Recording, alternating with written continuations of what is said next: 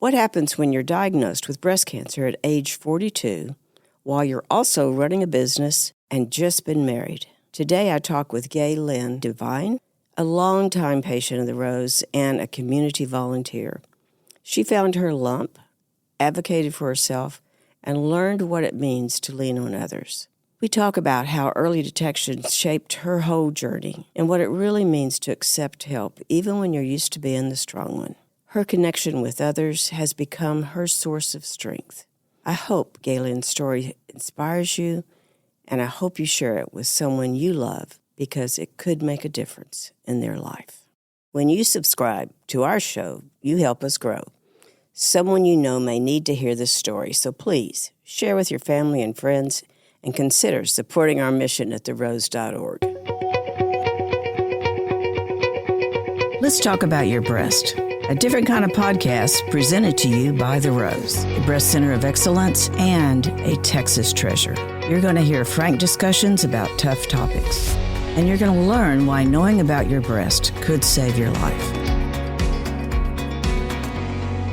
So, Gaylyn, it seems like anything I go to in Pasadena, you're there. Mm-hmm. I mean, you have to be the ultimate community volunteer, and you're just always into something, helping someone or doing some event. What do you do in your real life? Well, I own a small business, and so we do commercial printing and promotional items, but I love volunteering and being involved in the community and helping people find their voice and empowering them in the community, because I think that's so important to give back, not just keep your talents to yourself. Right. So when did you first know about the Rose? Well, actually, golly, it just seems, sometimes it seems like yesterday and then it seems like so long ago, but I was adopted at birth. I don't know if you knew that. I didn't know that. But I was very blessed. Dr. Roberts was my OB doctor in Pasadena, and I was just really nervous about not having those medical records. And so she sent me to the Rose at 40 years old to get what she called a baseline. What a blessing to have that. And so she was a big proponent of women taking care of themselves, and she was an advocate for y'all. And so that started my relationship with the work that y'all did, and how having insurance and me coming to the Rose helped other people be able to get that treatment. You were eventually diagnosed with breast cancer. I was. But it wasn't right then. No. You had been coming to us regularly? 2 years, yeah. So I got that baseline, and back then, you really had to fight to get a mammogram at 40 years old. They're like, there's no need for that. And Dr. Roberts, along with me, advocated for the fact that I didn't have medical records, and it was important to me, even if I had to pay for it, that I wanted that peace of mind and to have that done. And so thankful that I did, because 2 years later, I'm diagnosed with breast cancer. And we had a tiny bit of a record on you. Yes. You had 2 years worth of records to help me navigate that. And, that's such an important point that we forget to tell women sometimes. Because we had those 2 years, we had films on you for 2 years, we had something to compare. And, so many times, especially in a young woman, something might look a little off, but unless you're comparing it to a previous view, you don't know for sure that it is. And so that really is important. It could have been easily overlooked. Easily. Just because of your age. Yeah. Do you remember getting that diagnosis? Yeah. I remember it like I said, sometimes it seems so long ago, and then it's just like yesterday. I can recall it all, but it was such a God thing for me. I was sitting in bed and talking to my husband. We'd been married 10 weeks. We're sitting there, just talking. Yes. And I feel this lump. And I was like, this wasn't here before. This doesn't belong here. So I didn't sleep. And for women out there, you know how long it takes us to get those appointments? Mm-hmm. Well, mine was the next day. Wow. So Dr. Roberts, I go in and I'm like, I know I'm here for the other thing, but this is all I care about. Check this. This is all I want to know about. She does an ultrasound, and my regular appointment was scheduled for the Rose that Friday. So I found it Tuesday night. Oh, my I'm gosh. with her on Wednesday. My regular appointment was scheduled for Friday. Wow. Talk about God. Yeah. And so I'm telling Dr. Roberts, I can't wait till Friday. I'm not going to sleep. This isn't going to happen. Mm-hmm. And she called the Rose and got me in that day. She said, she's not going to make it till Friday. You've got to see her today. I left her office and came straight to the Rose. And they took me in and were so sweet about calming me down and getting the ultrasound. And we scheduled a biopsy for the following Tuesday. I mean, everything that you could want if you're diagnosed fell into place. Everyone at the Rose was just such a blessing. Oh, that's so good to hear. Yeah. But my gosh, how scary. You're so young. Yeah. Just married. Yeah. Oh. Yeah. And once I knew that it was, and I tell women, like, you are your best advocate. You know your body better than anybody else. I mean, so as soon as I was diagnosed and we scheduled the biopsy, I made an appointment with Dr. Malillo and said, this has to come out. I don't care what the end result is. Right. This has to come out. And it was very close to my lymph nodes in my chest. And so I knew it had to come out regardless. And again, just having her in Pasadena and already having a couple of years relationship and scheduling that appointment. And you hear horror stories, for lack of better words, where people wait and they go and get second and third opinions. And I don't know if you realize, but literally in less than 2 weeks from when I was diagnosed, Dr. Malillo had done surgery and it was out. Oh, my goodness. It was very aggressive and it was growing rapidly. And she just took the bull by the horns and took such good care of me. So we're not waiting on any of this. No, we're not waiting. I advocated and she responded. Did you have a lumpectomy? I had a lumpectomy. Radiation? I had radiation. She took care of that. Dr. Yang was amazing. And then now I didn't do chemo. I didn't have the medical records at the time.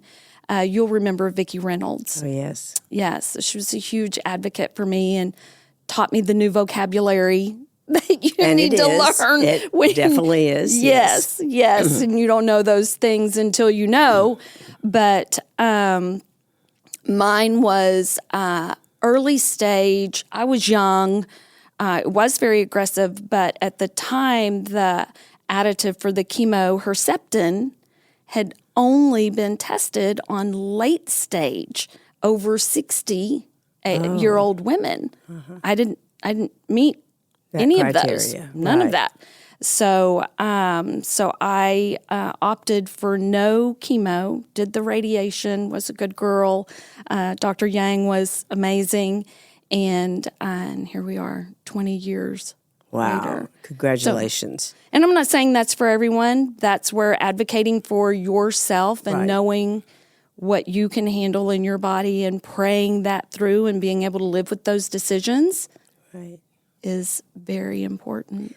But I think what you said about you know your body and you felt comfortable in the decisions that were being made. You felt comfortable with your physician. Yes. You know, I am a firm believer that that is the key to recovery. If you have a question about your physician, anything doesn't feel right, any decisions going on, then that's the time to get another opinion. But boy, I tell you, when you do, It just seems like recovery is so much faster and easier. It is. When you have that comfort, and also when you, one of the things that George did, I think sometimes the husbands kind of get set aside. They get lost. They Absolutely. do, because it's all about you. Right. And so one of the things that my husband, George, did was if you didn't have positive things to say to me, he really became a screener in my life. And so if you were someone that caused me stress or caused me anxiety, you were not allowed during all of that. How in the world treatment. did he handle that? He would just be very diplomatic in that she's not able to see anyone today. She's focusing on herself today. We're focusing on getting ready for her next treatment today. Or she's had treatments all week, so she's not, really able to have visitors or handle visitors this week. And he did that on his own. He just stepped up. What would you call that? He was like your security. He was. No one crosses this line. He was my bodyguard. I could see that in him. Yes. Because it was so important to focus on me and to be surrounded with encouraging words and positive affirmations. And so as women, it only takes one person really to wipe out those affirmations you did all day, right?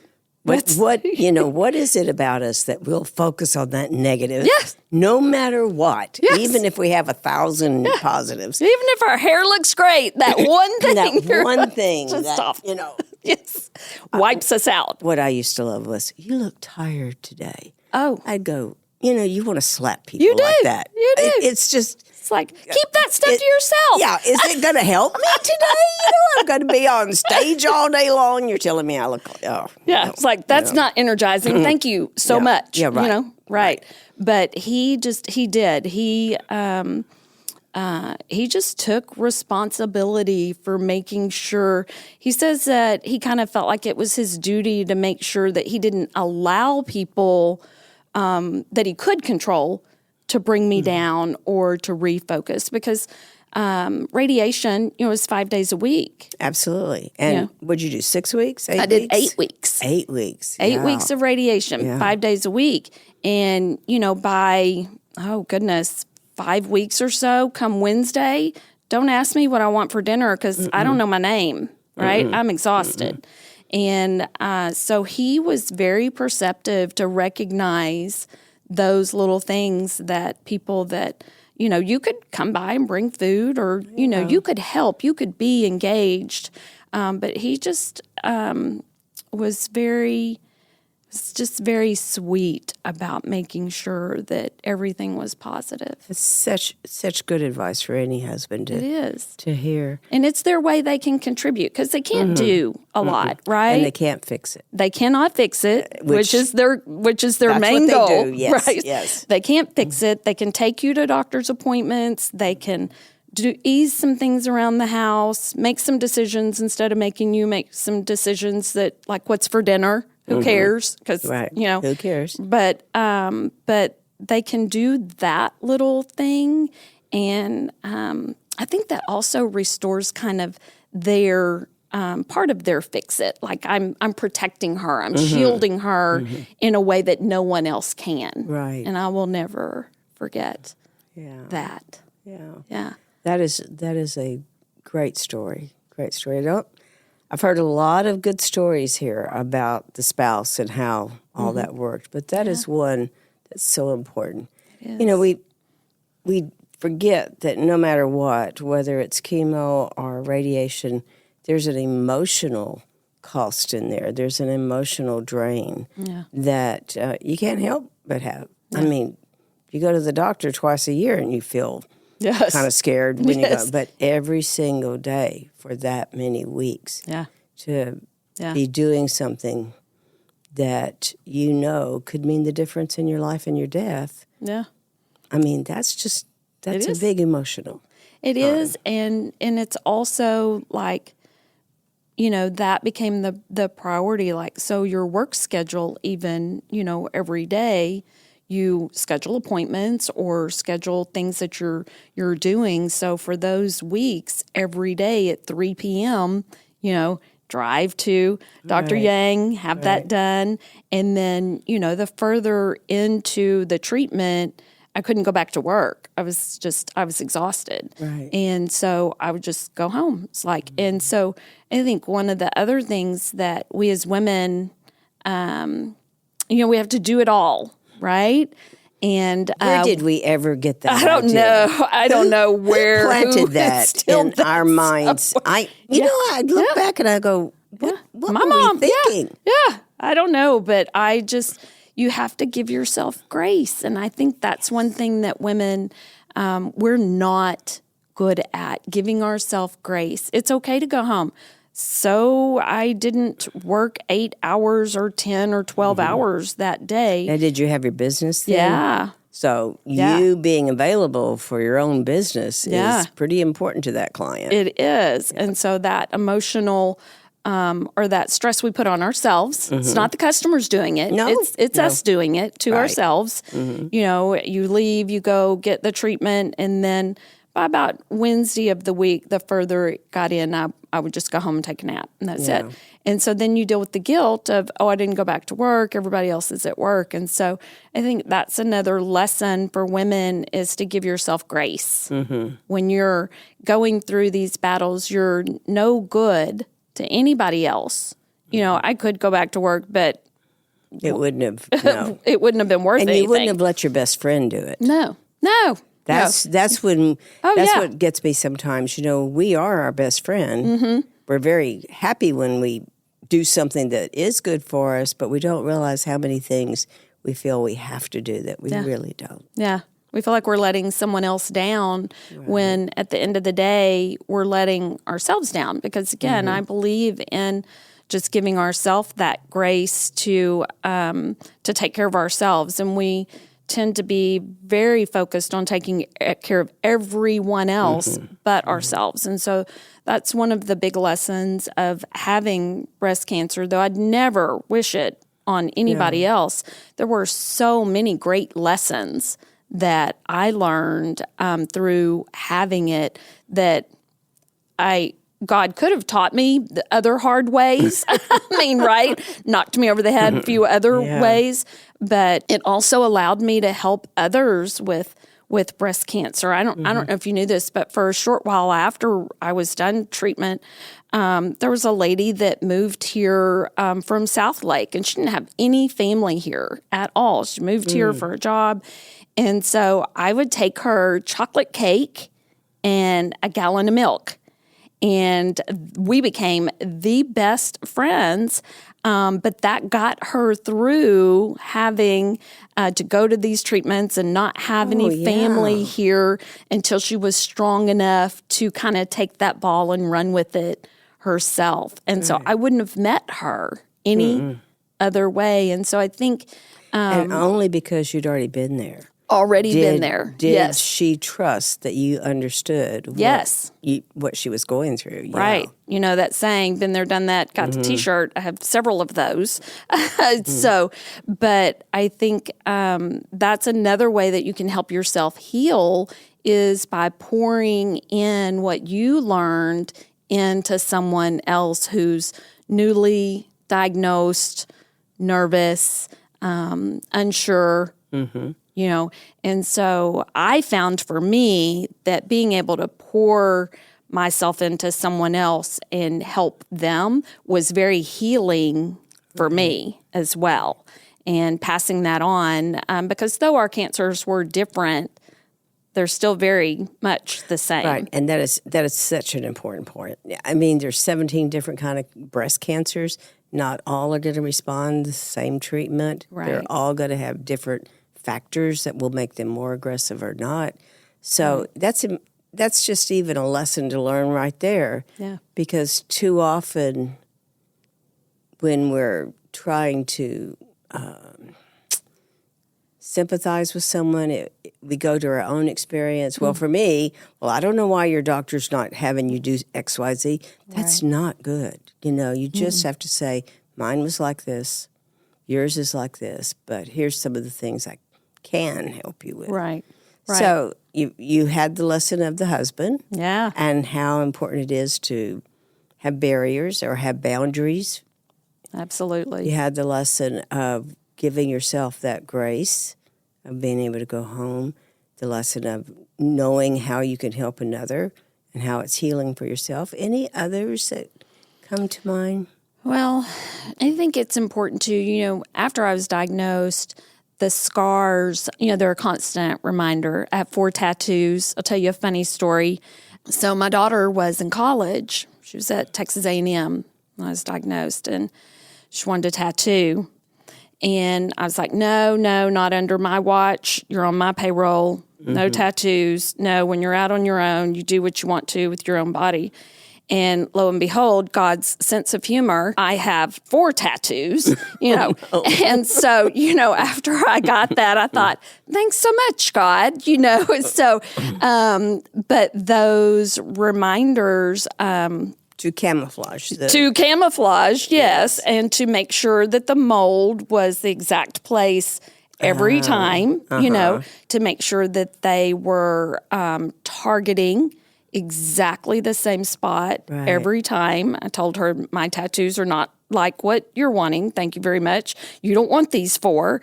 Right.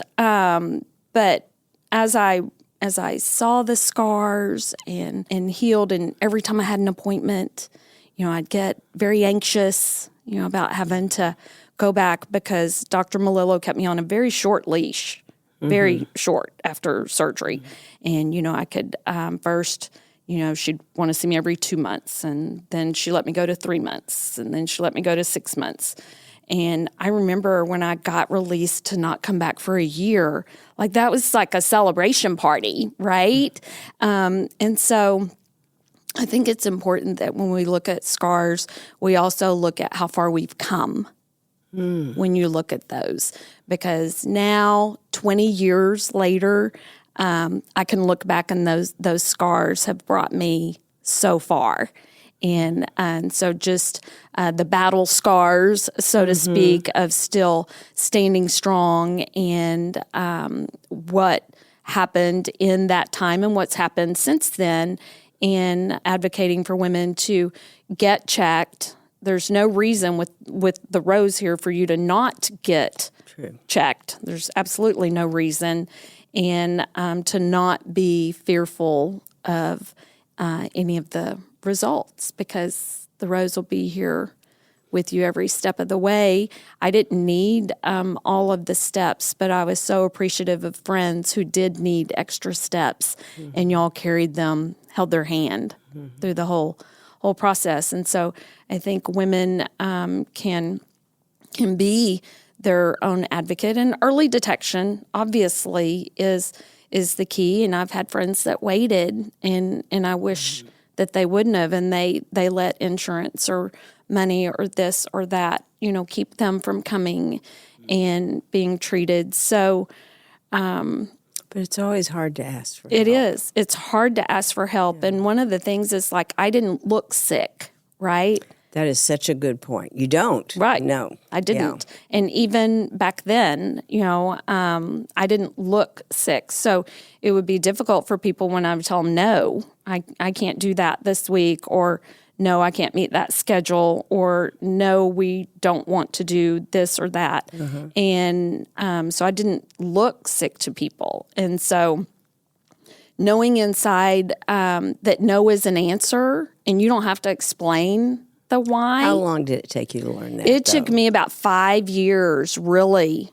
Thank you. It takes a long time. And a lot of practice. Yes. A lot. It does not happen overnight, but, God tells us no all the time. We don't listen sometimes, but he does. That's true. And as a mom, we tell our children no. And sometimes that answer is when they say, well, why? Well, because I just said so. I mean, that intuition in us, the holy whatever you want to call that is powerful. But it took me a long time to realize that I could say no and I didn't have to explain it.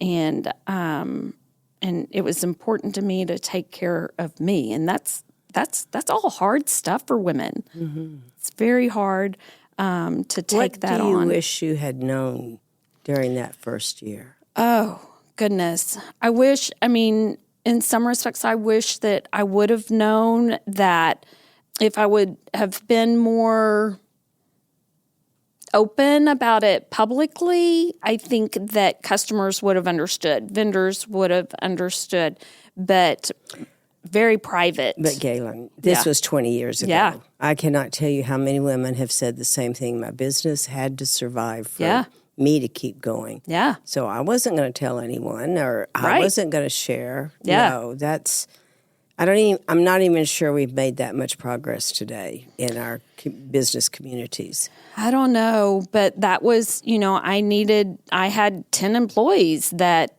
we're looking to you. Counted on paychecks, right? So if you tell a customer, hey, I'm going to be out because I have breast cancer and I don't know what that looks like. Do they take their business elsewhere?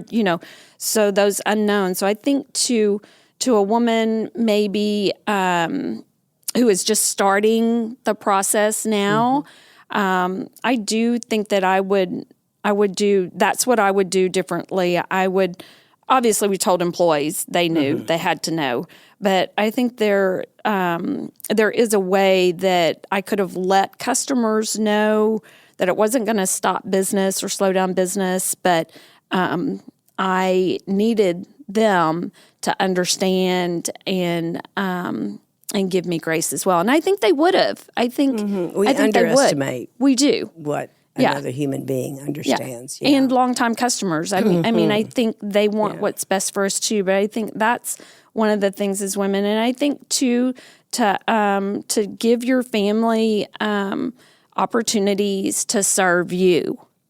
That's a good point. Because we're taking care of our family, we're taking care of our children. So give your family the opportunity. So receive those gifts. Don't say, I don't need anything. When someone reaches out and says, hey, I'm here for you. What can I do for you? And I've changed some of that in my life because everyone's going to say, no, I'm good. I'm fine. And so I take more of a proactive, when will you be home from the hospital? When will you be needing meals? And so... Or I'm dropping this off, so is there any reason I cannot drop it off? Right. Not permission. No permission, right. Right. So because people cannot think. Your mind's on 100 other things, and yet someone told me someone who would take her dog out to walk was the best gift because she just didn't have the energy. Absolutely. Yeah. And so just, but allowing your family, to do that and do for you what you've done for them. Allow your neighbors, tell your close neighbors so that they can get the mail or just little, if they see packages on the porch for you, Right. So just allowing, you don't have to allow everyone into your circle, but when people ask, how can I help? What can I do for you? Have your list Give ready. them something to do. Yes. Right. Yes. Have a list. Yeah. Oh, I hadn't been to the dry cleaners in 2 weeks. Would you mind doing that? Give them something to do because the blessing is twofold. They are blessed because they got to help you, and you're blessed because you allowed them. And you kind of cut that off by saying, no, I'm good. It's any task. You threw away their gift, their offer of this gift. Right. Yes. Their opportunity to be a blessing and to be blessed. So that's what I would tell anyone going through it now. And anything, not just breast cancer, any type of treatments like that where you need some help. Allow people, especially when they ask, allow them in. Were you ever worried about your daughter? Yes and no. she was at college. She came home, for all the treatments, and she was like, "I'm just going to quit college." I was like, "No, you're not. This too shall pass. This is all going to be fine." But one of the things that Dr. Roberts, again, intervened for us is she got the Brock gene testing done for us, and she made insurance cover it. Good for her. 20 years ago. 20 years ago, that was a biggie. That yes. was huge. And so that helped put us to rest. Mine was a protein-based cancer, so wasn't estrogen-based. And so that kind of put some fears to rest on that. She graduated college, and so actually she's expecting a baby at the end of this month. Oh, my goodness. Yeah. You must be so excited. I am. And imagine 20 years ago, you may not have thought you'd be here. Right. Yes. All very scary. I remember when they gave me the results, from the biopsy, and I'm in the room, and she's giving me all the legal terms. I was like, "You can stop. I haven't heard a word you said since you said this, you're right. So if you'll make copies of all of that for my mother, she will do all that research stuff." And they did, and I took all that to my mom and said, "Here, here's our worst fears, but here, you dissect all that stuff. I'm going to go get treatment." Yeah. How much did your faith carry you through? Immensely, a lot. I couldn't have done it without leaning into that. Church was an amazing resource, meals, all the things that, pray, they just getting a message, "I'm praying for you today." Mm-hmm. Yeah, it's great. Well, you have really beat the odds. For one thing, 40 years old, 42 years old, and finding cancer the way you did. Yeah. All the things you've showed us and talked about, the God things. Any parting words of advice for a woman who's just discovered that she has this? Well, I could tell her not to be afraid. That wouldn't be true. So probably I would just, I think back when I knew, and again, your body yourself. So I knew, you have to go through the biopsy and you have to go through the diet, but I knew. And once I found it, and then once we did that, I just knew. And so I think have the, it's okay to be afraid. It's okay. Mm-hmm. It's okay to be afraid. I think acknowledge that, it's okay. It will make you stronger. It absolutely will. But don't pretend like you're not okay. Don't pretend like you're not afraid. And so I think that's important, that for me, it's like, I knew it was, but I've got to be strong. I own a business and I've got employees and I'm newly married and I've got a child at college. I've got to be in, and I wasn't any of those things. I was broken, and so I think just be real. Just be real. Just talk to your husband, your children, talk to them about how you're really feeling. Mm-hmm. And that changes moment by moment, hour by hour, day by day, before treatment, after treatment. Right. But I think there's a lot of power in authenticity of how absolutely. You're feeling. They can't read your mind. They cannot. Yet we so expect that to happen. Yes. But I think that's what I would tell someone today. Just be authentic. It's okay. It's okay to be angry. It's it's okay. All of those emotions that you're feeling are perfectly normal. Just acknowledge them, run with them, and find if you're a single mom or you're unmarried, find a very core group, small group that will allow you to do that, to be authentic and to have those emotions, and kind of like a no judgment zone. Right. That you can do all of that, because that's part of the healing process too. Yes. Yeah, right? absolutely. And so, that's a great descriptor. Yes. Yes. Yeah. It's part of the healing process to do all of those emotions and then allow your experience to help someone else. Mm-hmm. Don't keep it to yourself. Mm-hmm. Allow that. And I think that goes full circle back to your first question. That's why it's so important for me to be engaged and help other people, because I've been given so much. Oh, great story. Great stories. Gaylyn, thank you so much for being with us today and for being so honest and open. We need to hear that. Yeah. Yeah.